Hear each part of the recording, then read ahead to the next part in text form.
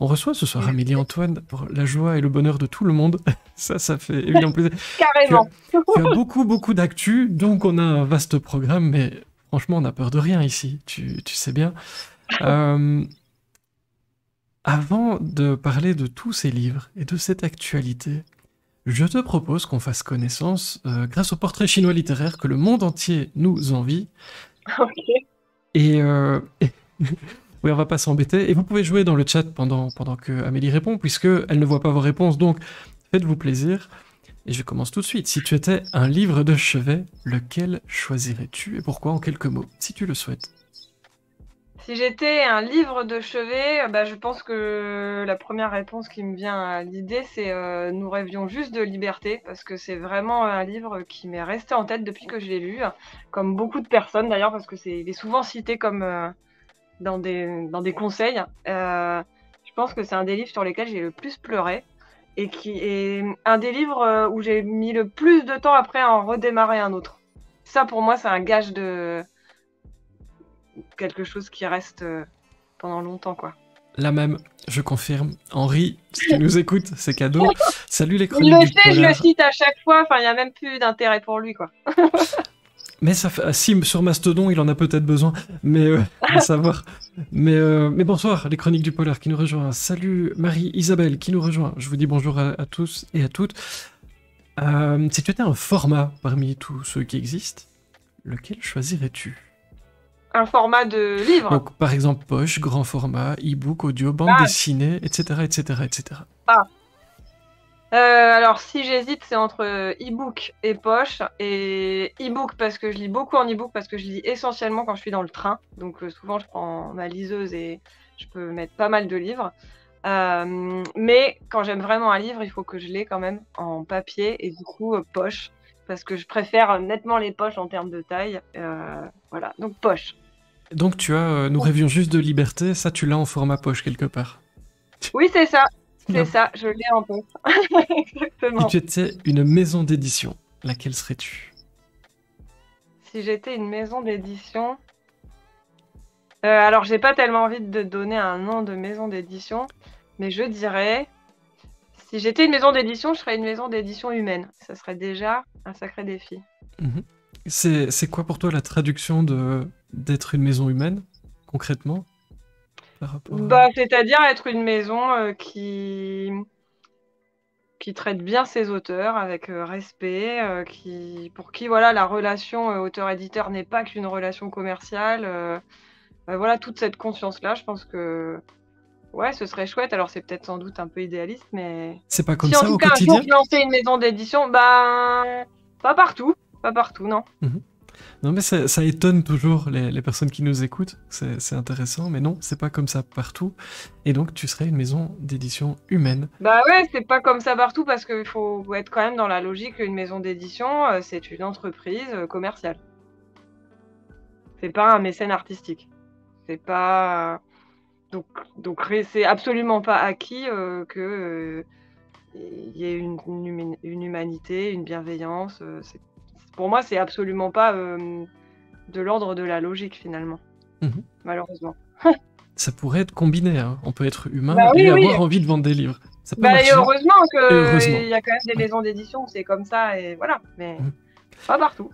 Si tu étais un rayon dans une librairie, alors toi tu fais plein de choses différentes, alors du coup quand tu vas dans une librairie, ça doit être compliqué. En plus, quand t'as commencé à dire si tu étais un rayon, j'ai pensé de soleil, logique. Mais alors, je vais pas te mentir, il y a une vraie équipe rayon de soleil. Au fur et à mesure des jeudis qui passent, vous êtes de plus en plus nombreux, hein, les rayons de soleil. Ah ouais. Mais oui, il y a une vraie équipe. Ah, je dois dire... C'est parce que tu le dis pas assez vite, faut dire si tu étais un rayon dans une librairie, tu vois. Non, Comme ça, il n'y a pas le soleil qui s'impose. Mais c'est beau, un rayon de alors, soleil, ça ne me dérange pas. Quand je vais dans une librairie, quel rayon souvent, je vais au rayon des poches, du coup, et des sorties poches. Et après, je vais aussi pas mal flâner en jeunesse, parce que j'aime bien voir ce qui se fait en jeunesse, parce que je lis beaucoup moins de jeunesse que d'adulte, et donc c'est vrai que j'aime bien avoir une idée des romans qui sortent et des thématiques qui sont abordées. Et en plus, les couvertures des romans jeunesse sont souvent plutôt sympas. Donc voilà. On le verra avec tes livres tout à l'heure. Hein. Si tu étais un marque-page, je l'ai dit super vite pour ne pas que tu penses que je disais une marque. C'est Ah, bien ça. ok. Si j'étais un marque-page, eh ben, je serais un marque-page qui colle bien aux pages, comme ça éviterait que quand mon fils passe près d'un livre, et ben, hop, il l'ouvre et le marque-page tombe, et ben, dommage. Ça peut être pratique, effectivement. Si tu étais un personnage et tu as carte blanche. Ah oui, alors c'est vaste du coup, un Oui, je personnage. sais. Et comme je vais pas réfléchir pendant 1 heure et demie, même si ça nécessiterait bien ça comme réflexion, le premier qui me vient en tête, et pourtant ça date, c'est Lisbeth Salander de Millennium. Mhm. Voilà. Côté noir, alors plutôt, Paula. Et Ouais, ça donne des indications aussi hein, sur ce c'est que vrai, ça donne tu... Ah mais moi bah j'aime oui, bien les personnalités un peu tête brûlée, rebelles. Enfin voilà. Dans tous les cas, ça aurait été, si c'était une série, je pense que j'aurais dit, je sais pas, quelqu'un comme Walter White ou Daenerys dans Game of Thrones, quelque chose comme ça, quoi. donc tu regardes beaucoup de séries, de films, Breaking Ouais, Bad et autres. peut-être trop, peut-être trop. Peut-être trop, ouais. Je sais pas si on peut regarder trop de séries, mais Hmm. au vu du temps qu'on a à vivre, peut-être qu'en proportion, c'est trop. Et alors, Oli Oli qui balance dans le chat nous dit que, en plus, dans les librairies, tu ranges les rayons. Tu fais pas que regarder les livres, tu C'est ranges vrai, aussi. ça m'arrive. Ça m'arrive de mettre les livres de copines plus en valeur qu'ils ne devraient l'être. Voilà. Et oui, on le fait tous. En vrai, Voilà. je vous avoue un truc, on le fait tous. Si tu étais un temps de conjugaison, Un temps de conjugaison, je pense que ce serait forcément un temps du futur parce que comme je suis une grande angoissée, je suis très dans l'anticipation et dans que me réserve l'avenir et qu'est-ce que ce sera plus tard et je suis pas forcément beaucoup dans le passé et pas assez dans le présent, je pense. Ouais. Après, quel temps du futur, là, trop compliqué. trop compliqué. C'est bien le futur, hein. Et c'est Voilà. souvent un futur qui te fait peur, où tu te dis va se passer des choses géniales. Tu dis angoissé, mais tu Ça appréhendes peut ou être, tu te dis ça va être ouais, chouette. non, ça peut être de tout. Ça peut être effectivement de Mhm. l'appréhension sur que me réserve l'avenir. Est-ce que certaines choses vont se dissiper? Est-ce que voilà? Et ça peut être aussi de l'impatience de choses. J'ai hâte que ça arrive. Et ouais, je suis souvent dans l'après plutôt que de profiter du présent. C'est voilà. J'en ai Écoute, conscience, c'est déjà un grand pas. j'espère que tu profiteras de la soirée, même si le Voilà. replay est très chouette aussi, hein, c'est vrai. En tout cas, je ne suis pas en train déjà de penser à aller me coucher. C'est déjà C'est pas mal. déjà pas mal, c'est déjà pas mal. Si tu étais une musique ou la bande-son d'un de tes livres, ou de tous tes livres, pourquoi pas, est-ce que Ouais. tu choisirais comme musique? Tu peux choisir n'importe quel livre, tu peux choisir n'importe quelle chanson, c'est vaste, hein. Ça Ok. aussi, ça mettrait 1 heure et demie Ah à... ouais. Oui, je sais, c'est cruel. Ouais, je J'avoue que sais. c'est hyper vaste. Euh, je prendrais Orelsan parce que dans mon dernier roman jeunesse, il y a une chanson de lui qui est très importante pour l'ado, qui est le personnage principal de cette histoire. Et c'est une chanson qui l'accompagne pendant tout le bouquin. Donc allez, Orelsan. Puis j'adore Orelsan. Et Donc, c'est voilà. quel titre d'Orelsan? C'est Jour meilleur. Toujours meilleur. Si tu Voilà. étais un signe de ponctuation, Un signe de ponctuation. Des points de suspension. il y a une raison ou laisser Bah planer parce quelque que chose? ouais, j'aime bien la multiple interprétation qu'on peut avoir de points de suspension. Ouais. Bon, alors là, ça va pas t'aider, je suis désolé, mais la petite dernière pour la route. Si tu étais un Ok. verbe, parmi tous les verbes qui existent, Si j'étais un verbe, bah j'essaierais d'être un verbe du troisième groupe parce qu'il y en a quand même beaucoup dans les premiers. un exemple ou pas d'exemple? On laisse tout le monde se Non, personnaliser. ouais, pas d'exemple. Voilà. Faut faire Ça en attention parce enlève que quand même déjà pas mal, hein, tous ceux du premier et du deuxième. attention parce que dans le chat, on risque de demander c'est quoi les verbes du troisième groupe? Voilà, bah ça sera l'occasion d'ouvrir Voilà, un Beschreib. on vous laisse creuser. Ah, ça me rappelle tellement de souvenirs, si vous saviez. Waouh, tu m'as ramené dans le passé alors pour le coup, vraiment. Alors, on termine ce petit questionnaire et moi je commence l'interview. On va parler évidemment de de ton roman Pourquoi tu pleures. Mais je veux commencer par remercier Oli Oli, qui est dans le chat avec nous, qui a préparé cette interview avec moi, et puis à qui nous devons ta présence ici, puisque c'est lui qui avait proposé ta venue. Merci encore à lui. Plus globalement, merci à toutes les personnes qui m'aident dans les coulisses de cette chaîne. Vous n'imaginez pas le nombre de gens, ça fait super plaisir. Et puis vous qui êtes là tous les jeudis, c'est un truc de dingue. Et on passe de très très belles soirées ensemble. Merci Oli Oli pour cette préparation commune, c'est très très chouette. Ça met un éclairage voilà, avec des questions auxquelles je n'aurais pas pensé. Et puis vous, dans le chat, là, vous faites pareil, hein, en live, vous pouvez donner vos questions. Je me ferai un plaisir de les répercuter sur notre invitée. Elle adore ça en plus. Passons maintenant à la raison principale qui t'amène ici ce soir. On va parler de plusieurs de tes livres, plusieurs publics aussi. Mais on va commencer par le livre Pourquoi tu pleures, c'est aux éditions Le Muscadier. C'est une première question qui va te renverser par son incroyable originalité. Et là, pour le coup, c'est pas Oli Oli, c'est moi. Est-ce que tu peux nous dire de quoi parle ce roman pour les personnes qui ne savent pas du tout de quoi parle ce livre? Ok, alors c'est l'histoire d'un couple, Lila et Maxime. Ils viennent d'avoir un bébé, c'est un couple heureux. Ils viennent d'avoir un bébé, une petite fille qui s'appelle Zélie, qui a 4 mois.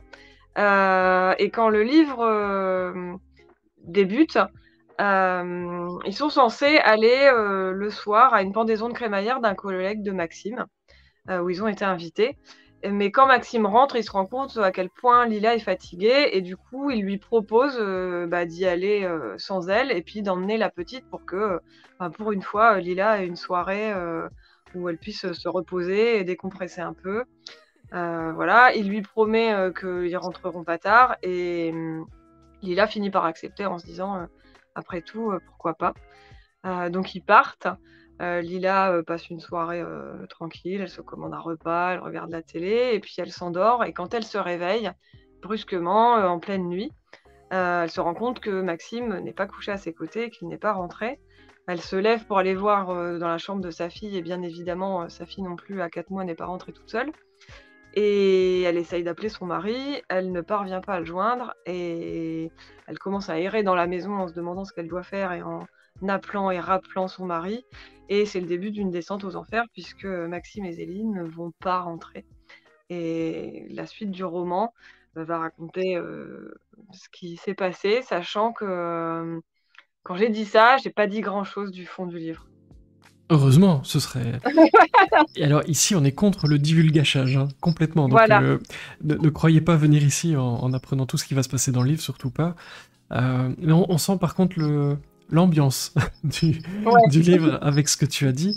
Joyeuse, légère. Légère, voilà, un roman pour l'été, c'est parfait. Mais moi j'aime bien, honnêtement j'aime bien ce genre de lecture, même en été, donc c'est plutôt des choses qui me parlent. Et je vois Éloquente qui... bienvenue, merci pour le follow au passage, je l'ai dit tout à l'heure, mais tu n'étais peut-être pas encore là, qui vient de le finir aujourd'hui. Donc voilà, on peut pas divulgacher, mais tu peux nous dire ce que tu en as pensé, ça fait toujours plaisir. Joli teasing, nous dit Isako Book, bienvenue, ça fait plaisir de te revoir par ici aussi. Alors, pour pas trop en dire, tu as choisi une construction en 3 actes. Est-ce que c'est parce que tu penses que cet ouvrage serait adaptable en pièce de théâtre? Nous demande Oli Oli, et c'est vrai que souvent quand on pense aux 3 actes, ça peut rendre hommage à des tragédies à la Racine, Corneille, peut-être un clin d'œil à Agatha Christie et son célèbre drame en 3 actes. Pourquoi tu as choisi cette construction-là au moment d'imaginer cette histoire? Alors en fait, sur la construction, c'est un roman qui, en dehors des 3 actes, c'est un roman qui alterne entre le présent, c'est-à-dire Lila qui se retrouve à essayer de comprendre ce que son mari et sa fille ont bien pu devenir. Est-ce qu'ils ont eu un accident? Est-ce qu'il s'est passé quelque chose? Est-ce que le mari a kidnappé la petite? Est-ce que... Voilà. Donc ça alterne entre ça et une sorte de journal qu'elle écrit, des lettres qu'elle écrit et qui permettent au lecteur de comprendre le passé de Lila et son histoire avec Maxime. Voilà. Et sachant que le passé n'est pas raconté de façon chronologique. Voilà. Donc ça, c'est la construction initiale pour plein de raisons qui sont difficilement explicables sans spoiler le livre. Par contre, il y a effectivement ces 3 parties parce qu'il y a 3 parties, parce qu'à chaque fin de partie, il se passe quelque chose de très important et qui fait qu'on passe à une autre dimension de l'histoire. Je pense que dimension, c'est peut-être le mot.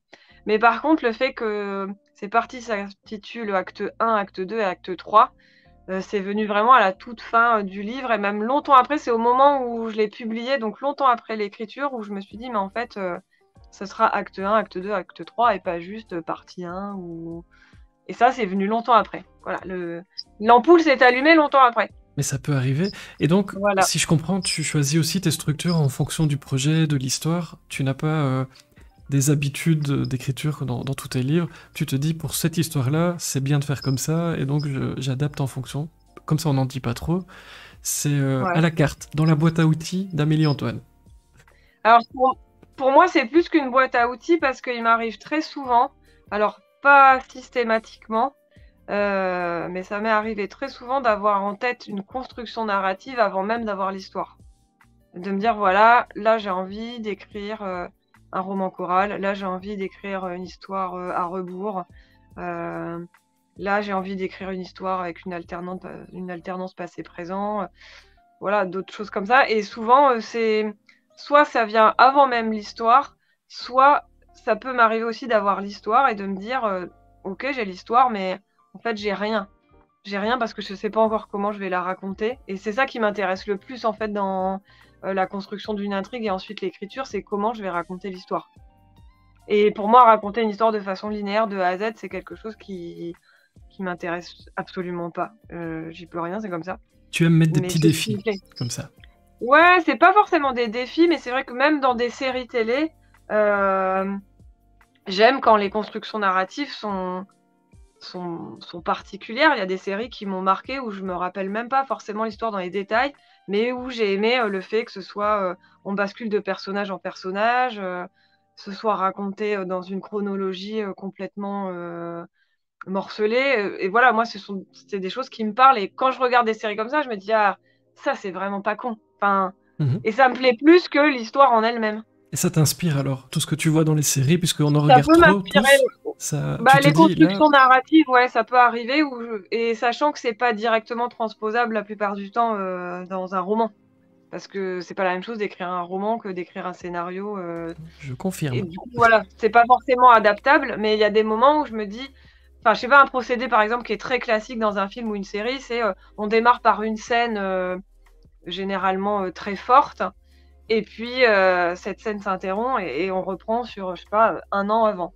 Puis on va remonter le fil jusqu'à comprendre, mais cette scène, du coup, comment on en est arrivé là? Mhm. Bah, typiquement, c'est le genre de choses que j'ai déjà repris dans des livres parce que même si c'est classique, je trouve que j'aime beaucoup, ça rajoute énormément de suspense, de tension, que juste commencer de A à Z, voilà. Et pour travailler, ça c'est la question classique, est-ce que tu es dans la team plan, post-it et autres? Est-ce que tu sais où tu vas avant de commencer ou bien voilà, Ouais. un peu freestyle? Ouais, non, moi je suis pas du tout dans la team freestyle, je pense que je suis beaucoup trop psychorigide pour ça. Ok. Non, mais en tout cas, c'est vrai que moi j'ai besoin de construire toute mon intrigue avant, d'avoir réfléchi au personnage, et on est vraiment à un degré de détail. Quand je commence à écrire la première ligne de mon roman, c'est que j'ai un tas de fiches, et sur chaque fiche, il y a marqué chapitre 1. Et alors, il n'y a pas écrit, il va se passer ça dans le chapitre. Souvent, en fait, j'ai pris des notes pendant des mois, et il y a un moment où j'imprime toutes mes notes et où je me dis, OK, alors maintenant, il va falloir que ça fasse un roman avec la construction narrative que tu as décidée. Mhm. Donc, globalement, j'ai des fiches vides, et donc je sais à peu près le nombre que ça représente, et je commence à découper mes feuilles et à coller chaque phrase sur des feuilles de manière à ce que ça fasse des chapitres et que ça s'emboîte et que ça s'articule correctement. Et quand je commence à écrire, c'est que j'ai toutes ces fiches-là. Atelier Voilà. bricolage. Voilà. Ah Non, ça, oui. c'est vraiment le pire moment, le moment où je prends mes ciseaux, ma colle et que je me dis, il faut que ça rentre, il faut que ça rentre dedans. Et qu'il y a des moments, il y a des choses, je me dis, mais là, je vois pas du tout où je vais mettre ça. Ou alors, je me retrouve avec une fiche où je me dis, non, mais là, en fait, il va y avoir 4 chapitres dedans, c'est certain. Mais ouais, c'est le mauvais moment à passer. Donc s'il y a un Enfin, courant d'air à ce moment-là et que ça enlève tout ouais, ton bureau, tu meurs. c'est ça. Non, mais en plus, je fais ça sur la table du salon et je me dis, alors, faut que je me dépêche parce que si les enfants rentrent, il faut que ce soit. C'est pas possible. J'imagine tellement, mais oui, j'imagine tellement. Fanny nous pose des questions dans le chat. Alors je fais une petite Une petite parenthèse, le titre, est-ce qu'il a été décidé en premier ou en dernier? En De fait, pourquoi tu pleures? voilà, quand est-ce que tu as choisi ce titre? Alors, le titre je pense que je n'ai jamais décidé d'un titre avant d'avoir écrit le livre. Parce que souvent, il s'impose au moment de l'écriture. Et là, typiquement, pourquoi tu pleures, c'est une phrase qui revient à plusieurs reprises dans le livre, pour des choses très positives comme des choses très négatives. Et il y a eu un moment, quand j'ai écrit ça, je me suis dit: «Mais oui, le titre, ça va être ça». Mais je l'ai pas avant et la scène n'est pas écrite en fonction de me dire: «Ah bah, comme j'ai choisi "Pourquoi tu pleures" comme titre, va falloir essayer de trouver, un moyen de faire en sorte que ça colle un peu». Mhm. Donc ouais, et puis il y a des romans pour lesquels le titre s'impose pendant l'écriture, genre «Pourquoi tu pleures?», ça s'est vraiment imposé par rapport aux scènes où cette phrase-là et cette question-là est posée. Et il y a d'autres romans où je peux avoir achevé l'écriture et me dire: «Je n'ai aucune idée de comment appeler ce texte, je ne sais pas». Appel à Et ça peut l'éditeur. arriver des mois après. Alors non, parce que déjà quand je propose le manuscrit, il y a toujours un titre provisoire, mais ça veut dire que je peux avoir mis un titre en me disant: «Celui-là, je m'en fiche, si on le Mhm. change ou peut-être j'en trouverai un mieux». Et ça m'arrive des fois, des manuscrits qui ont eu 3, 4 titres, avant d'être chez un éditeur, et puis il y a eu un moment où, il y a un flash, il y a quelque chose qui se passe et je me dis: «Non mais en fait le titre c'est celui-là et c'est pas un autre». Puis après effectivement, il y a tous les romans qui sortent où c'est pas particulièrement moi qui ai donné mon dernier mot sur le titre. Et alors, beaucoup de messages sur la couverture aussi, qui est très très belle. Alors ça, en général, c'est pas l'auteur qui choisit, hein, quoique, Non. parfois. Mais comment ça s'est passé pour celle-là? Qu'est-ce qu'elle t'inspire? On demande aussi pourquoi elle est fort sombre. C'est beaucoup noir et blanc, il y a un peu de couleur. Ouais, Alors ça, on pourrait poser la question au aux Muscadie. amis chez le Muscadier, mais bah, s'il y a quelqu'un qui passe dans le chat ou autre, on veut bien la réponse. Mais c'est vrai, toi, elle t'inspire quoi cette couverture? Parce que visiblement, elle attire l'œil, puisque les gens qui nous écoutent la Alors, repèrent. ce qui est certain, c'est qu'au niveau du Muscadier, ils ont lancé une collection de romans noirs avec, le mien et celui, d'un autre auteur qui s'appelle Christophe Léon. Donc ces 2 livres-là sont sortis en même temps en janvier. Il y en a 2 autres qui doivent sortir au second semestre. Et la réflexion elle a été faite au départ sur une charte graphique de collection. C'est-à-dire que le roman de Christophe Léon, il est sur fond noir, le titre, écrit, de cette manière avec, cette diagonale en jaune qui fait un peu, série noire, je trouve. Mhm. Donc voilà, sur la charte graphique, ça, le jaune, ça c'est la charte de la collection qui a été inventée, en même temps que la sortie, du coup du livre. Hem, Moi quand, le Muscadier m'a envoyé cette, proposition de couverture, alors il faut savoir que généralement quand on m'envoie une proposition de couverture, ça n'arrive, je pense quasiment jamais que j'ouvre le fichier et que je me dise: «Waouh, mais génial, c'est exactement ça que j'avais en tête», ou alors: «Oh, c'est génial, non mais j'adore, j'aurais jamais pensé, mais c'est fort». Ça n'arrive quasiment jamais. Généralement, j'ouvre et je me dis: «Aïe». Puis après, des fois, je m'habitue, des fois pas, ça dépend. Je Et connais. là, ouais. Oh oui. Et du coup, là, quand, j'ai reçu cette couverture, bah, je l'ai ouverte et la 1re chose que je me suis dit, c'est: «J'adore». La deuxième, c'est: «Est-ce que ça a vraiment un rapport avec mon livre, les détails qu'il y a dedans?» Et la troisième, ça a été: «Ouais, en fait, on s'en fiche». Voilà. Parce que oui, il y a un côté assez, onirique, je trouve, de cette couverture. Après, il y a des éléments qui font partie, de l'intrigue et c'est vrai que voilà, je pense que je me suis posé la question de pourquoi telle des plumes à la place des cheveux, ce genre de trucs-là. Et puis à un moment, le reste l'a emporté, l'esthétique, le côté esthétique. Mhm. Je me suis dit: «Mais en fait, ça colle». Et ouais, moi, je la trouve vraiment magnifique, effectivement, et c'est pas souvent le cas sur mes romans. Eh ben Enfin, je écoute, trouve c'est que la graphiste, là, a vraiment fait un travail artistique qui est fantastique. Et les autres livres de la collection, les couvertures sont aussi magnifiques dans un autre genre, mais voilà, je trouve que c'est un talent fou, quoi. et ben, le chat est d'accord. C'est Bah tombé voilà. sous le charme, donc écoute, si le chat le dit. Les lecteurs se demandent très très très souvent comment les auteurs choisissent les prénoms des personnages dans les livres. Ouais. Pourquoi avoir prénommé l'héroïne de ce livre Lila? Est-ce qu'il y a une raison particulière?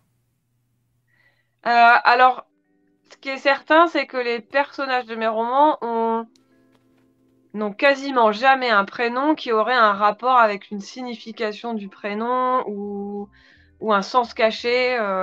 C'est arrivé juste pour un personnage qui est dans Aux 4 vents et qui s'appelle Clément, et il y a une explication à son prénom, voilà, sur l'histoire de la clémence, etc.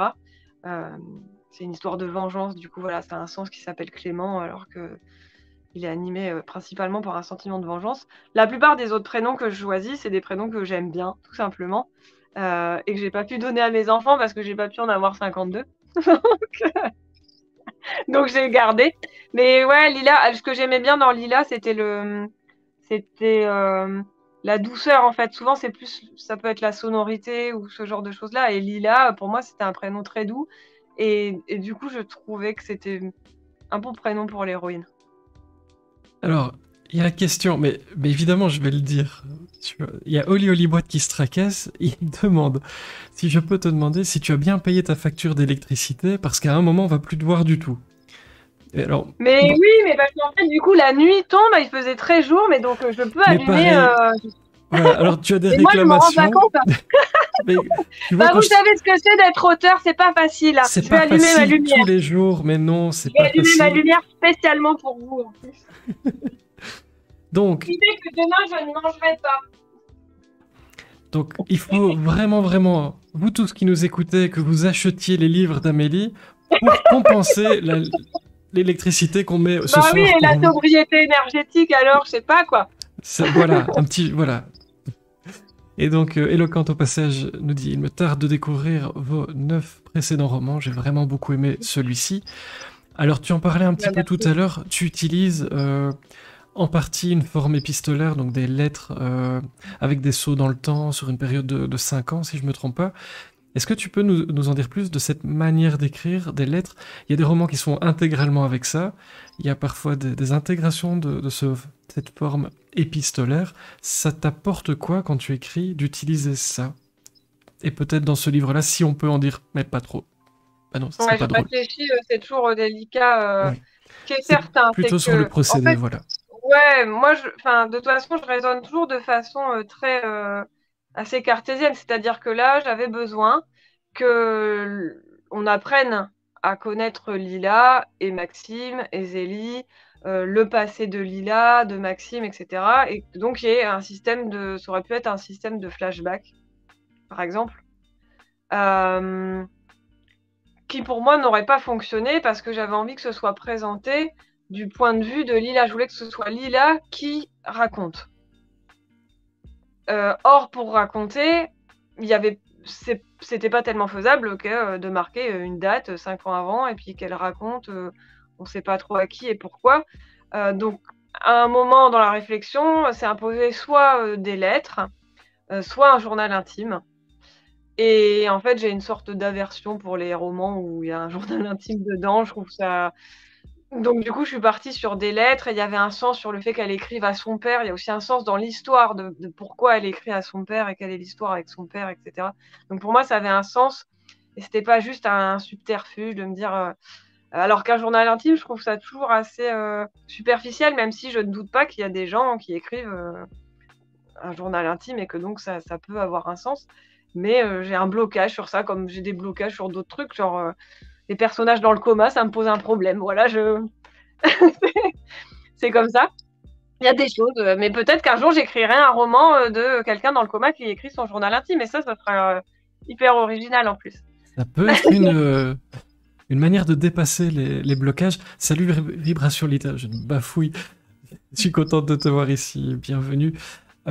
La forme épistolaire, ça te demande encore plus d'empathie pour te mettre dans la peau de quelqu'un qui écrit des lettres. Est-ce que tu travailles Non. différemment? Ou bien est-ce qu'avec un regard un peu extérieur, tu arrives quand même à t'en sortir? Parce que c'est très personnel, une lettre à écrire, et il faut peut-être se plonger différemment dans le personnage pour y arriver. Comment tu travailles au moment de l'écriture pour rédiger ces parties-là? Bah, en fait, je pense que pour moi, c'est plus facile de mettre en empathie avec le personnage quand je suis avec lui dans le présent et que donc je raconte son histoire au présent, que ce soit dans une narration à la première personne ou une narration à la troisième personne. Finalement, peu importe, l'empathie, c'est l'empathie. En fait, ouais, j'arrive à me mettre à la place de mes personnages, les bons, les mauvais, et sur ça, ça me demande pas un effort, alors que finalement, ces lettres, pour moi, ça m'a demandé un effort parce qu'il y avait un côté, quand bien même j'avais besoin de passer par des lettres pour l'écrire comme je voulais l'écrire, il y avait un côté superficiel malgré tout. Heu, pour être honnête, je pense, j'aurais préféré trouver une autre manière de donner ces informations au lecteur, sans passer par ce stratagème de lettres. Mais je ne l'ai pas trouvé et en vrai, il fonctionne, c'est juste moi qui ai un problème avec les journaux intimes, les lettres, ce côté un peu, on rentre dans une narration très différente. Mais pour moi, en fait, c'est peut-être étonnant, mais la lettre, ça mettait plus de distance parce qu'il y avait un côté un peu superficiel de: «Tiens, j'écris une lettre», ouais, et du coup, dans les lettres, moi, ça me frustrait beaucoup de me dire: «Ben, là, les dialogues, je peux pas les restituer comme des dialogues», quand bien même dans certaines lettres, elles racontent des scènes qui se sont produites. Elles Mhm. racontent: «Tiens, papa, aujourd'hui avec Maxime, on a fait ci, on a fait ça, il s'est passé ça». Bah, j'aurais préféré le raconter par une vraie scène avec les vrais dialogues plutôt que, de le faire en discours rapporté, où ça me gênait davantage et j'étais moins dans le direct. Ça rajoutait de l'indirect, mais j'en avais besoin pour ma narration. Voilà. Et, parfois, on utilise les outils dont on a besoin pour le but final qui est plus important. Voilà. Et juste pour l'anecdote, hein, je vous glisse ça au passage, mais comme ça, tu te sentiras moins seul. Moi, j'ai un énorme problème avec les articles de journaux fake. Ah C'est ouais, terrible. Les auteurs, si vous m'écoutez, c'est un métier journaliste et en fait, c'est pas la même manière d'écrire. Faites gaffe. C'est pas du tout pareil. Et donc, moi qui suis les deux, je vous avoue, c'est parfois compliqué. Mais moi, j'ai des problèmes avec ça. C'est pas les journaux intimes, mais les articles, je me dis toujours, ouais, je vois quoi. mais non, mais non. Bah, moi, ça Bref, m'arrive, dans le dernier roman jeunesse que j'ai fait, il y a un article comme ça, mais c'est vrai que ça m'a demandé et je me suis dit: «Oh, je vais devoir écrire un article de journal», mais j'écris pas du tout comme ça.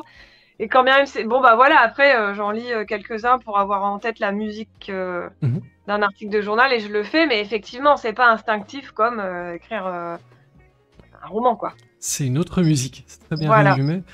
Alors, comme à ton habitude, tu utilises le quotidien dans ce livre, t'en as un petit peu parlé dans le pitch.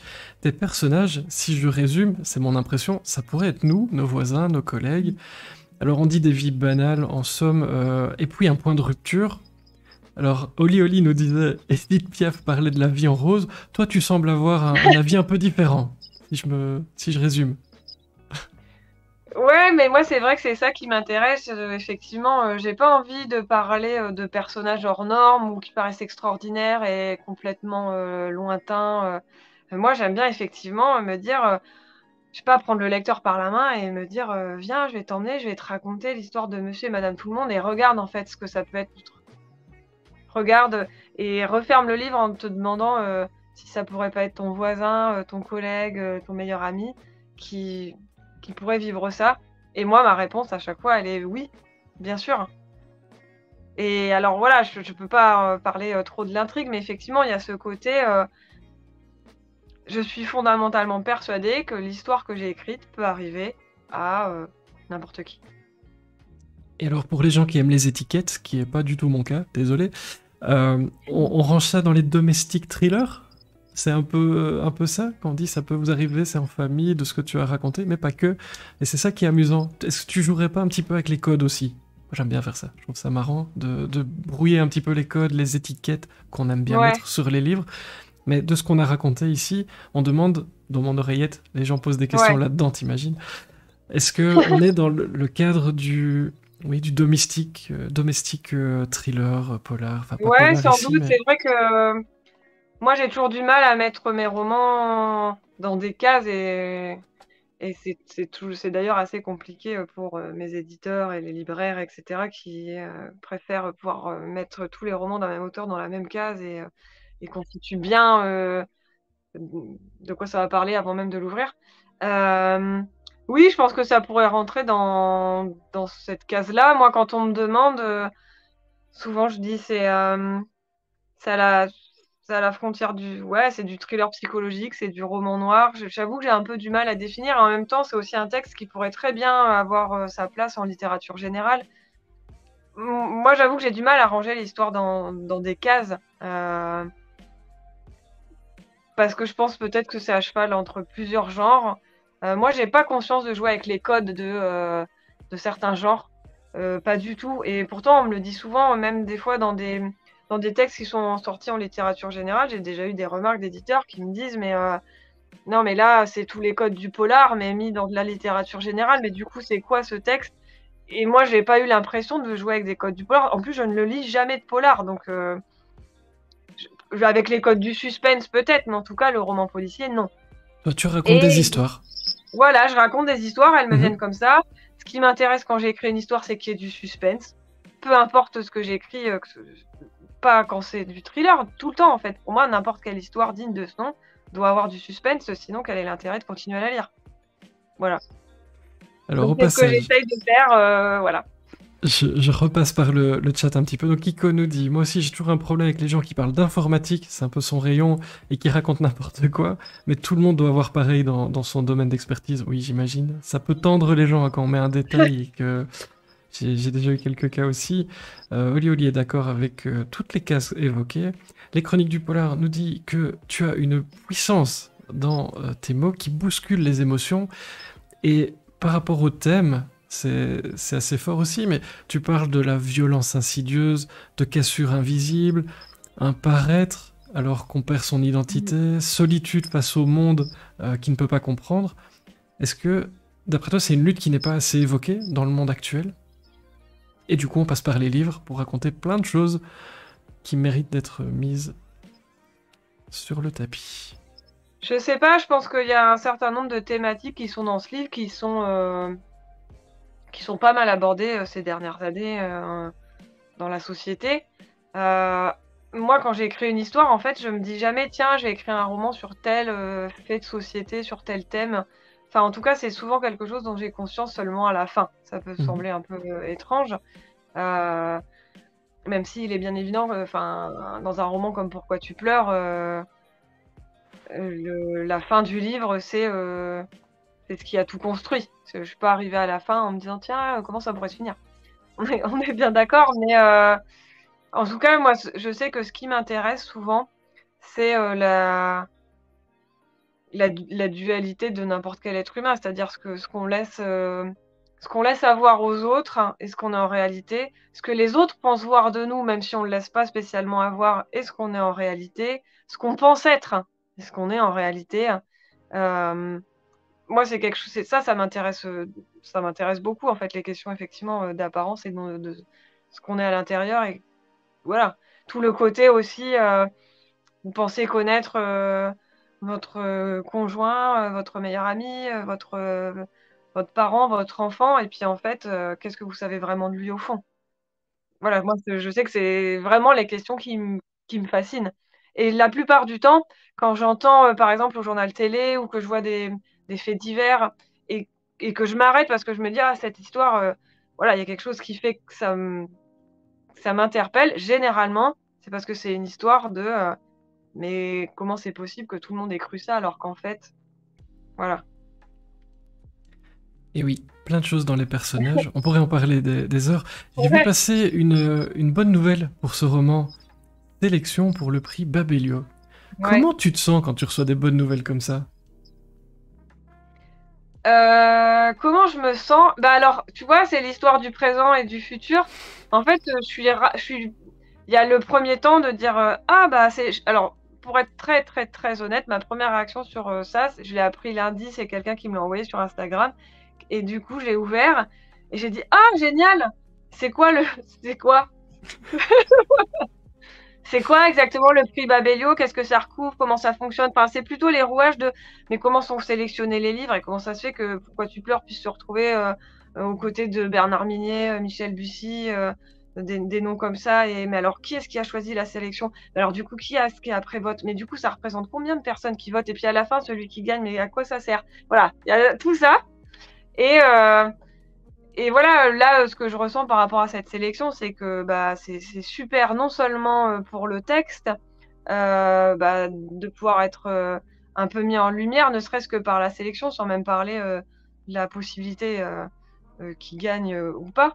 Et je trouve que c'est aussi une super mise en lumière pour bah, une petite maison d'édition indépendante qui vraiment s'est démenée pour ce texte, vraiment. Voilà, mon éditeur s'est démené pour ce texte et il continue à se démener, à réfléchir à comment leur faire parler et comment faire en sorte que cet été, ils soient encore sur les rayons des librairies et que tout n'ait pas été renvoyé parce que le cycle du livre est impitoyable, un peu comme Dallas. Et voilà, du coup, je trouve que c'est je trouve ça formidable pour la maison d'édition qu'elle puisse être mise en lumière de cette manière-là, parce que c'est la reconnaissance aussi d'un travail qui a été fait sur le texte, sur la couverture, sur le fait de le faire connaître, sur le fait qu'il ait plu à beaucoup de blogueurs aussi sur les réseaux sociaux. Et voilà, du coup, je me dis que c'est chouette. Après, advienne que pourra, vu que je sais toujours pas comment ça fonctionne. C'est marrant parce que on m'en parle un peu tout le temps. Je sais pas si c'est peut-être à cause de moi, mais le livre, les gens qui pensent trop. Je sais pas si. Est-ce que Ouais. tu es quelqu'un qui pense trop? Parce que quand j'entends toutes les questions que tu te poses, on dirait moi. Et c'est super flippant parce que je sais à quel point c'est compliqué de vivre ça, mais en même temps c'est très drôle parce qu'on se pose des questions sur tout et c'est marrant. Mais c'est quelque chose. Tu réfléchis beaucoup.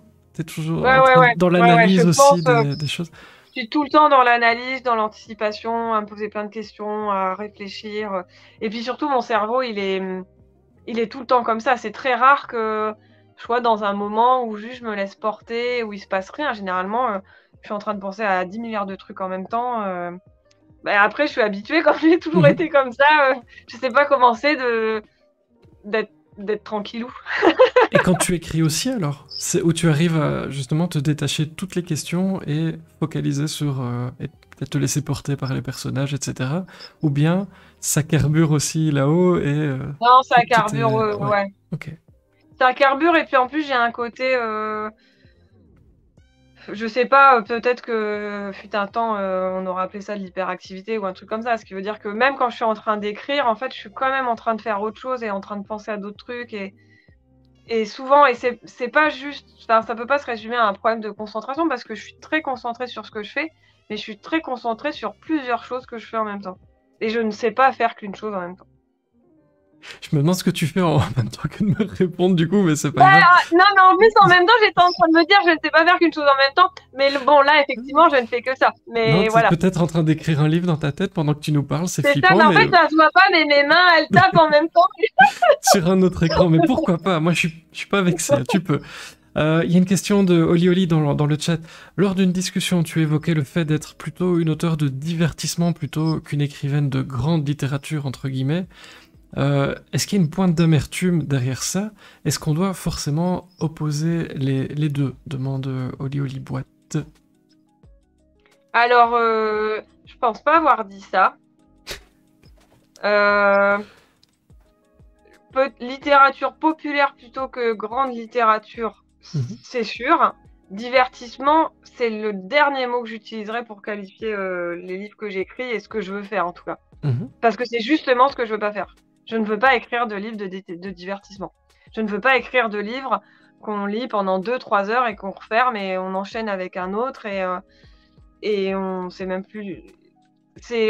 Peut-être que c'est ce que je fais, auquel cas ça veut dire que j'arrive pas à faire ce que j'ai envie de faire.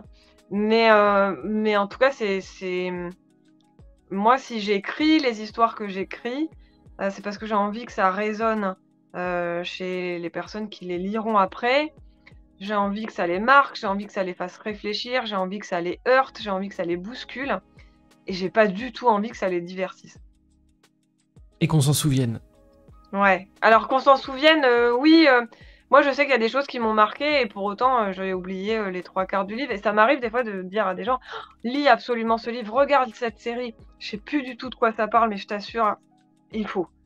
Et j'ai quand même oublié, mais c'est pas grave parce que, en tout cas, ça m'a marqué. Et je sais que c'est ça. Enfin, en tout cas, c'est ça qui me pousse à écrire. Je pourrais pas écrire une histoire où on me dirait tiens, on te la pitch et puis tu l'écris et ça fera passer 3 heures sur la plage. Non, je ferais autre chose en fait si c'était comme ça que j'imaginais. Voilà, après, ce qui est certain, c'est que pour moi, je fais de la littérature plutôt populaire plutôt que de la grande littérature. Et quand je dis ça, c'est pas par rapport au fond de mes histoires, c'est par rapport à moi, ce que j'estime être mon style d'écriture. Voilà. Alors, tu as une année éditoriale fort chargée. Je n'ai pas envie que tu ailles dormir à minuit, sinon je me fais engueuler. Donc, euh, il y a un livre paru le 5 janvier, si je dis pas de bêtises. Vous me corrigez dans le chat hein, si je dis des bêtises. Un roman jeunesse qui est sorti aussi le 6 avril, qui s'appelle À point fermé. Je te propose qu'on en parle. C'est aux éditions Syros. Je vais mettre la couverture. Est-ce que tu peux nous en dire un mot? Puisque tu fais des pitchs très très efficaces, donc du coup j'ai envie de te demander de quoi parle... Ah bah oui, de quoi parle ce livre À point fermé? Alors, À point fermé, alors à l'origine, quand je l'ai écrit, pour moi, c'était un roman d'épouvante et ça s'est un peu transformé en autre chose, sachant que ça reste malgré tout un roman d'épouvante avec, voilà, l'objectif c'est de faire frissonner, les ados, et plus. L'histoire au départ, c'est l'histoire d'un ado qui s'appelle Gaspard, il a 13 ans, ses parents viennent de se séparer, il est parti vivre avec eux, donc ils habitaient à Paris. Son père est resté à Paris dans l'appartement où il vivait au départ et lui a suivi sa mère qui est partie à Brest pour le travail et donc quand le roman démarre, c'est, un peu après la rentrée scolaire. Il vient de faire sa rentrée dans un collège, où il connaît personne. Sa mère est submergée de boulot, l et lui, il est dans un mal-être assez profond, par rapport à la séparation de ses parents, par rapport au fait de plus voir son père, d'avoir dû déménager à l'autre bout de la France, voilà et une des premières scènes, du livre, c'est, j'essaye de raconter vite parce que c'est un peu compliqué. Mais bref, sans raconter les détails, il y a un balayeur dans la cour du collège, il a une altercation, avec lui, hem et le balayeur, le menace et Gaspard lui dit, «Qu'est-ce que vous voulez que ça me fasse? Vous croyez quand même pas, que vos menaces vont m'empêcher de dormir la nuit?» Et le balayeur le regarde et lui dit: «Eh ben, c'est ce qu'on va voir» et à partir de ce jour-là, les nuits de Gaspard ne sont plus jamais pareilles. Hem, il alors c'est inspiré de enfin, c'est pas que c'est inspiré, ça les phénomènes qu'il expérimente s'apparentent à de la paralysie du sommeil et ce qui fait que le roman oscille constamment entre, est-ce que vraiment il y a quelque chose de surnaturel, de fantastique, de paranormal, une malédiction avec un monstre et cetera? Ou est-ce que c'est lui qui est en train de basculer dans autre chose parce qu'il est mal? Voilà. Mais voilà, avec Ça, des scènes d'épouvante, voilà. comme vous en rêvez. Alors, on demande pour quel âge? Quelle tranche d'âge? Tu disais Alors Syros a mis à partir de 11 ans. Moi, honnêtement, je mettrais à partir de 12-13 ans. 12-13. Voilà. Tu lisais déjà ça quand tu avais 12-13 ans? Ou bien c'est quelque chose qui n'existait pas et tu t'es dit, alors je vais le faire pour les jeunes d'aujourd'hui qui ont 12-13 ans et qui veulent se faire un petit peu peur, du coup, ou très peur. Très peur. Alors quand j'avais 12-13 ans et même, avant ça, en fait, j'ai écumé pendant longtemps le rayon jeunesse de la bibliothèque où j'allais et j'ai lu toutes les choses qui faisaient un peu peur et à un moment, j'ai dit à la bibliothécaire: «Moi, il y a plus rien là, qu'est-ce que je peux lire, qui fasse vraiment peur?» et donc elle m'a dit: «Bah, monte à l'étage» et à l'étage, c'était le rayon adulte et là, il y avait Stephen King. Alors pas en vrai, mais ses livres. Donc on a Et tous du coup, commencé voilà, comme moi, ça. à cet âge-là, en fait, je lisais Stephen King et je les ai tous lus, entre, 10 et 15 ans, enfin ceux qui existaient quand j'avais entre 10 et 15 ans et autant quand j'ai commencé à écrire des romans adultes, ça ne me serait absolument jamais venu à l'idée d'écrire des romans, d'épouvante, flirtant ou allant carrément dans une dimension fantastique. Voilà, pour moi, en adulte, c'est du roman réaliste, vraiment ancré dans la réalité. Et autant quand, à un moment, je me suis dit: «J'ai vraiment envie d'écrire du jeunesse», c'est c'est tout de suite ce qui m'est venu. Je me suis dit: «Bah, je vais écrire, des romans d'épouvante». C'est ça que j'ai envie d'écrire parce que, sans doute parce que quand j'étais enfant, c'est ça que j'aimais lire et aussi parce que je me dis: «Voilà, faire peur à des enfants, ça me semble nettement plus accessible que de terroriser des adultes». Et tu souris en le disant, c'est flippant. Mais oui, ça fait plaisir à tout le monde. Mais je suis assez d'accord. Alors, t'es pas la seule, hein. Moi aussi, j'ai commencé avec du Stephen King. Fredo Couve avec Cimetière à 13 ans. C'est une bonne base hein, pour commencer dans la vie de lecteur. Si, mais Et si, pour moi, avoir une vision, positive et tout, quoi. complètement, complètement. Et est-ce que tu peux nous donner un exemple de quelque chose qui te fait peur? Parce que tu joues avec les peurs pour les petites têtes blondes qui découvrent, Ouais. notamment à point fermé. Qu'est-ce qui te fait peur à toi? Il y a des choses que tu utilises dans les livres qui te font vraiment peur? Que Ou bien j'utilise dans les livres. il n'y a pas grand-chose qui te fait peur, peut-être? Alors si, globalement, moi j'ai peur de tout. Donc, C'est vaste. Du coup, il y aura beaucoup de mais livres. voilà, non, mais j'ai plein de phobies, j'ai le vertige, je déteste être enfermée dans un endroit, enfin, j'en ai un paquet de trucs comme ça. Mais c'est pas, du coup, c'est pas des peurs que j'utilise dans les livres, puisque dans les romans, on est vraiment sur des apparitions surnaturelles, des fantômes, des choses qui se déplacent, des sensations, des hallucinations, enfin tout ce genre de choses-là. Après, ce qui est sûr, en tout cas dans Un point fermé, il y a vraiment ce questionnement jusqu'au bout de est-ce qu'il y a vraiment quelque chose de surnaturel ou est-ce qu'il devient fou? Mhm. Et ce qui est sûr, c'est que devenir fou, c'est quelque chose qui, moi, m'effraie. Mhm. Et est-ce que Voilà. c'est facile de passer l'écriture pour adultes à de l'écriture pour les plus jeunes? Est-ce que tu fais les deux simultanément? Est-ce que tu fais un projet et puis l'autre projet? Comment ça se Alors, passe? j'écris jamais 2 projets en même temps. Je suis jamais sur 2 projets en même temps. Parce que et même ça m'arrive très souvent maintenant de devoir retravailler un texte ou relire des épreuves alors que je suis en train de travailler sur un autre projet et pour moi, c'est hyper difficile parce que je dois m'immerger à nouveau dans un autre univers, d'autres personnages pour être au plus près d'eux et en fait, je sais pas le faire correctement, si je suis dans plusieurs en même temps. Donc ce qui est sûr, c'est que c'est en alternance. Quand je suis sur un projet adulte, je suis sur un projet adulte et je l'écris. Et en fait, mon point de mire, c'est que j'écris mon roman adulte en me disant, quand tu auras fini, tu vas pouvoir réfléchir à un projet jeunesse et inversement. Voilà. Et ça motive à avancer. Ouais, ça motive, bien sûr, parce que moi, ce que je préfère, c'est le moment où je réfléchis et où j'invente l'intrigue. Donc oui, ça me motive quand je suis en train d'écrire de me dire, ah, bientôt, tu auras fini, tu vas pouvoir réinventer quelque chose, quoi. C'est le côté impatient dont tu parlais tout à Voilà, l'heure, hein, c'est qui ça. peut agir. Alors, le temps file. J'ai vu passer une autre bonne nouvelle sur les réseaux sociaux il y a quelques jours. Ça n'arrête jamais pour toi, c'est ça qui est bien. C'est avec un autre livre pour la jeunesse aussi, Revient, qui a reçu un prix. Est-ce que tu peux Ouais. nous en dire un mot? Je vais mettre la couverture hein, de Revient. Un Voilà. prix. Quel prix? Et comment on le C'est vit, ça?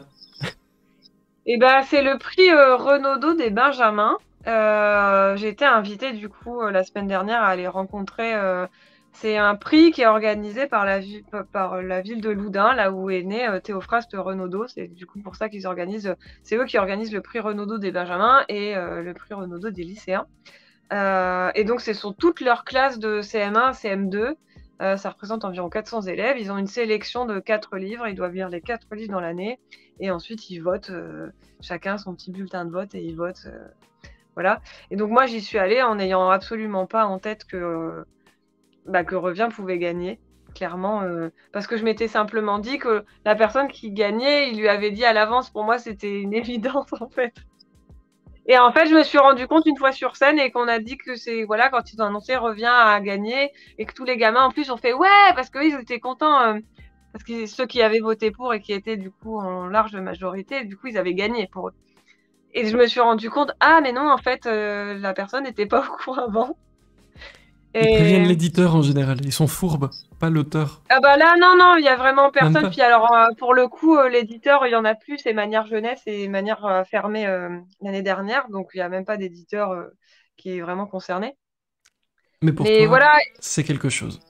mais oui, pour moi, c'était quelque chose parce qu'en plus, c'est des lecteurs qui votent. Donc, pour moi, les seuls prix qui sont vraiment légitimes, enfin, en tout cas, qui ont un sens, ce sont les prix de lecteurs, que ce soit des enfants ou des adultes. Mais ça, voilà.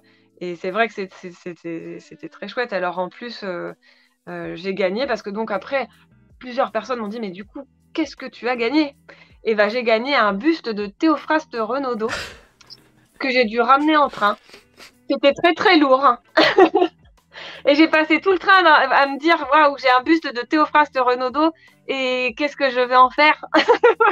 Mais ça me fait penser à Voilà. Pékin Express quand on a une pénalité et qu'on doit trimballer un gros truc pas cool qui prend du temps ou de la place. mais ça fait Ouais, mais quand en même... même temps, je l'aurais pas laissé parce que c'était vraiment Non, surtout tellement pas. improbable. Et donc là, il est dans mon salon. Les enfants, ils connaissent son prénom. Et donc, le plus petit, il me demande tous les matins comment il s'appelle déjà? Ah oui, Théophraste. Voilà, parce que c'est un prénom un peu Mhm. rare. Et voilà, et je trouve que c'est chouette en fait. C'est un super souvenir, quoi. On va parler de... bah, tu peux dire un mot, évidemment, de quoi parle ce livre, quand même. Je sais pas si on peut encore le trouver. Ah bah oui, Euh, oui, on peut le quand trouver. Il est en même, librairie. Oui, oui, bien sûr, il est tout... encore diffusé. Bah voilà, tout va Euh, bien alors. Donc de quoi parle-t-il, ah bah nous voilà. demande-t-on? Eh ben, très facilement, de 4 enfants qui ont l'habitude, quand ils vont au collège, de passer devant une maison qui est abandonnée, un grand manoir qui est à l'abandon depuis des années, et tout le monde raconte que, évidemment, il est hanté. Et ils décident donc d'aller voir, d'aller explorer un moment le manoir et de vérifier par eux-mêmes s'il est vraiment hanté.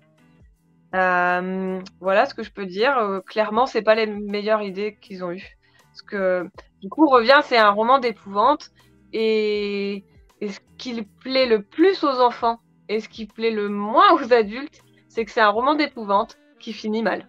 Qui finit mal. Et Voilà. tu mettais sur Facebook, si ça c'est pas la preuve que les enfants adorent les histoires qui font peur et qui ne finissent pas forcément bien, un Voilà. gros cœur sur eux, mais oui, les enfants sont surprenants et heureusement qu'ils sont là. Marie-Isabelle demande, utilisez-vous un style différent pour le récit jeunesse que pour écrire les livres adultes, à Non, destination des alors pas adultes? du tout. Moi, j'ai écrit. Alors, les histoires sont différentes et elles sont. Comment dire? En vrai, pour moi, la seule différence qu'il y a entre mes romans jeunesse et mes romans adultes, c'est que dans mes romans jeunesse, les héros ont l'âge des lecteurs. Donc là, on va suivre 4 gamins qui ont 12-13 ans. Dans Un point fermé, voilà, un ado pareil qui a 13 ans. Ce sont eux les narrateurs, ce sont eux qui suivent. Et donc, il n'y a pas de personnages adultes qui sont très importants. Et donc, c'est ça qui fait que ça intéresse les enfants. Mais sinon, pour moi, l'écriture, c'est exactement la même. Je saurais pas écrire, je simplifie pas, je me pose jamais la question de tiens, tel mot, est-ce que je devrais changer, est-ce que je devrais pas du tout.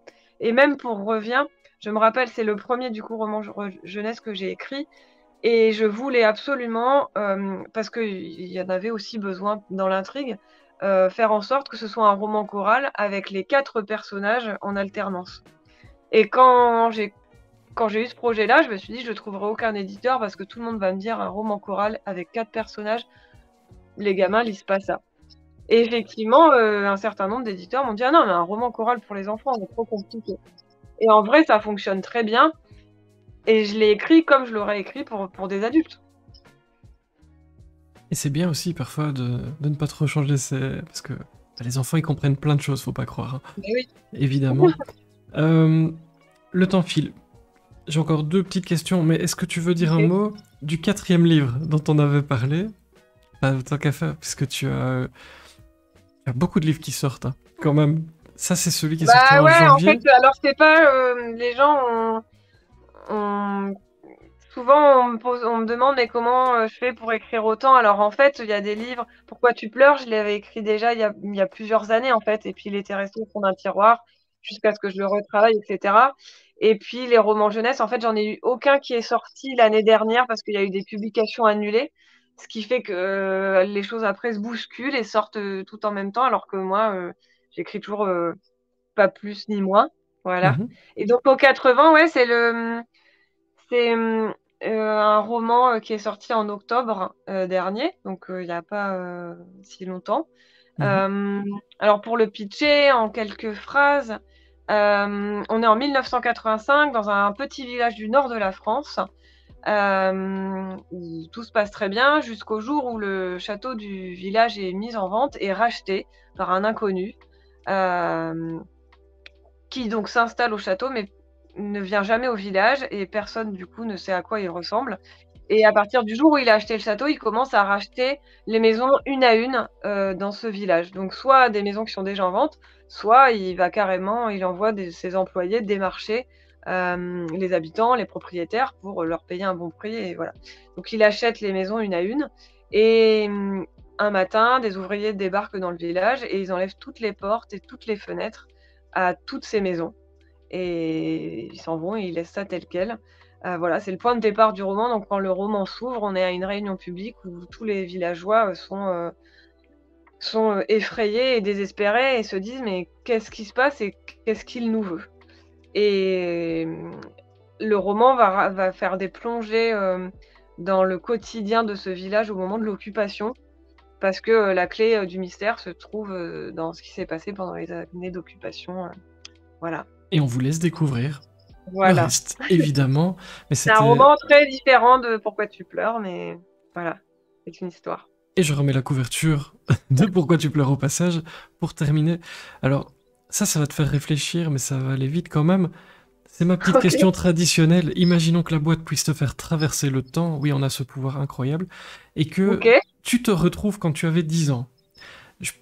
11, 12 ou 13, tu peux choisir. Parce que je suis quelqu'un de OK. sympa. Tu aimerais dire quoi à l'enfant que tu étais avec tout ce que tu sais aujourd'hui? Si tu te croisais, mais quand tu étais autour des 10 ans. Ouais. Bah, je pense que je dirais que c'est très, très que ces lectures sont de très bon goût. On conseille hein, Stephen King et toutes les... Voilà. Et puis, allez voir ce qu'il y a comme livre dans les bibliothèques de l'école. Hein. Ça, c'est un bon conseil aussi, je crois. On peut se Ouais. permettre ça. Il doit y avoir plein de bonnes choses. En tout cas, j'espère. On demandera un jour à des bibliothécaires de venir nous expliquer ce qui se trouve dans les bibliothèques des écoles. Ouais. Dernière question traditionnelle. Quels sont tes projets? Alors, je ne sais pas si tu en as beaucoup, mais j'imagine. Au passage, Marie-Isabelle demande ton rythme d'écriture. Ben, voilà. Quels sont tes projets? À quel rythme travailles-tu? Alors mon rythme d'écriture depuis que je fais du jeunesse, donc depuis pas longtemps, en gros, j'ai écrit un roman adulte et un roman jeunesse par an.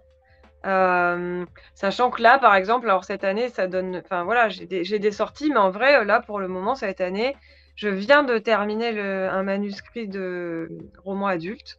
Je n'ai pas encore commencé un roman jeunesse parce que j'ai trop de choses, qui arrivent, en même temps et qui m'empêchent d'écrire. Mais du coup, j'aimerais bien réussir à écrire un roman jeunesse, en deuxième partie d'année, réussir à avancer là-dessus.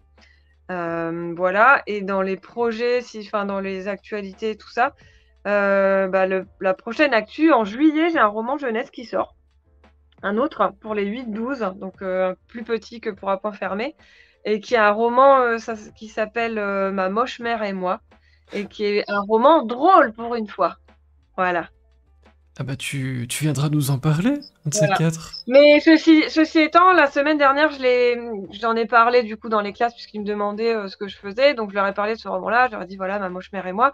Ils m'ont demandé de le pitcher, donc je l'ai pitché et les Ah. instituts ont regardé et m'ont dit: «Mais vous êtes sûrs que c'est un roman drôle?» Et ça donnait quoi le pitch? On veut savoir. On est des Bah, le curieux ici. pitch, ouais, le pitch, c'est assez simple. C'est, une petite fille de 10 ans qui s'appelle Malaïka. Ses parents, sont séparés. Et elle a un petit frère, donc qui a 4 ans, et son papa a une nouvelle amoureuse. Et quand le livre démarre, en fait, il vient juste de demander à son amoureuse: «Est-ce que tu veux venir, t'installer chez nous?» Et tout le monde est super content, Malaïka aussi, parce que, cette amoureuse, elle est super. Mais à part que du jour où elle s'installe, bah, elle est plus du tout super. Alors devant le père, elle est fantastique, c'est la meilleure belle-mère du monde, mais dès qu'il est pas là, elle est horrible parce qu'en fait, son seul objectif, c'est que les enfants déguerpissent. Donc au départ, son objectif, c'est qu'ils aillent vivre tout le temps chez leur mère. Elle se dit: «Je vais réussir à les pousser à bout», et puis ils vont aller et quand elle se rend compte qu'en fait ça ne marche pas, du coup, elle décide simplement de les exterminer. Et c'est un livre drôle. Bah oui, moi je trouve que c'est Bah voilà, logique. moi je trouve ça, hilarant. Bah oui, évidemment. Ça me fait penser à tellement de choses dans les livres que j'ai pu lire avec des choses Et du coup, horribles. c'était des livres drôles? Ah mais oui, oui. Bah, tu vois là par exemple, c'est pas la même chose, mais ça me fait penser à la potion magique de Georges Bouillon. En soi, le fond c'est horrible, mais qu'est-ce que Ouais, j'ai mais ri c'est pendant ça, tout le livre. Si vous n'avez jamais c'est lu ça. la potion magique de Georges Bouillon, Et ben, n'hésitez en pas. tout cas, en fait, pour la petite histoire, ce roman-là, je l'ai écrit parce que, l'éditrice avec qui j'ai travaillé sur Revient chez Magnard, heu, elle était vraiment géniale et elle est partie de chez Magnard pour rejoindre une autre maison, diriger une autre collection qui était une collection où quand j'ai regardé sur internet et quand elle m'a expliqué c'est quoi les livres du coup que tu vas éditer, c'est des romans pour les 8-12 ans à la Roald Dahl. Globalement, c'était un peu la ligne directrice. Et moi, j'avais tellement envie de retravailler avec elle que je me suis dit, ok, c'est clairement pas le genre de truc que j'écrirais, mais allons-y. Hein. Change ton orientation et une idée de roman noir, tu vas la transformer. Et en fait, c'est venu comme ça. Et en fait, je me suis beaucoup amusée à écrire ce roman et j'ai adoré. Je sais pas pour autant si j'en ferai d'autres. Et alors, en plus, pour la petite histoire, elle est partie de cette maison-là et donc il sort dans une toute autre maison. Et voilà. Tu parlais de Dallas tout à l'heure. C'est ça. On est un peu là-dedans quand même. Beaucoup de livres, beaucoup d'actu, on a beaucoup ri, on a appris plein de choses. Merci beaucoup de ta présence parmi nous. Je redis encore merci à Oli Oli pour toutes les questions. Alors, il confirme que c'est dans un trajet dans la voiture où tu parlais de la littérature divertissement populaire vs grande littérature. Ouais. Et oui, les trajets en voiture, ça donne des discussions incroyables aussi quand on est en salon. Les Chroniques du Polar demandent des dates de salon justement où on pourrait te retrouver. Est-ce que tu as des rendez-vous à donner ici dans les semaines, mois qui viennent? Ouais, non, dans les semaines là en mai-juin, je crois pas que j'ai de salon programmé. J'en ai plusieurs sur le second semestre. Je sais que j'ai le festival Sans Nom à Mulhouse au second semestre. J'ai le salon de Villeneuve-les-Avignon, Iris Noir à Bruxelles. Donc voilà, j'ai pas mal de dates programmées au second semestre. Mais là, j'ai tout donné en mars-avril. Voilà. Un peu de repos, beaucoup d'écriture, en tout cas, voilà. je te le souhaite, je nous le souhaite aussi, parce que du coup, ça donne de très très bons livres à lire. Je vais évidemment te laisser le mot de la fin pour refermer le couvercle de cette boîte qui était la tienne. Que souhaites-tu nous dire pour conclure ton passage parmi nous ce soir? Bah, que j'ai été ravie de participer à l'émission, et du coup, moi, je suis très contente d'avoir pu présenter tout ça avec des questions qui étaient plutôt chouettes et pas...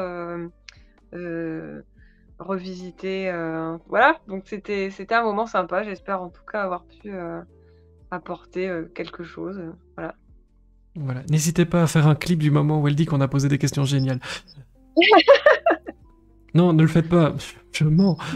Mais c'était un vrai plaisir en tout cas de t'accueillir. Et je te souhaite le meilleur dans la jeunesse, pour les adultes, pour tout le monde. Et puis lisez plein de choses. J'espère que tu repasseras nous dire bonjour à l'occasion. Bah et puis je te laisse te reposer parce qu'il est à nous. On va faire un petit tour du côté du planning parce qu'il y a un truc de fou aussi la semaine prochaine. Ça ne s'arrête jamais en fait cette histoire. Beaucoup de monde la semaine prochaine. Et puis je vous invite pour un petit raid du côté... J'ai oublié ce qu'on a dit, Kiko. Ça va vraiment mal. Du côté du Troops. Mais oui, on va aller voir notre ami le Troops. Amélie, que tout aille bien pour toi. Je te laisse raccrocher, comme David en fait. Okay, j'ai compris. C'est la même chose.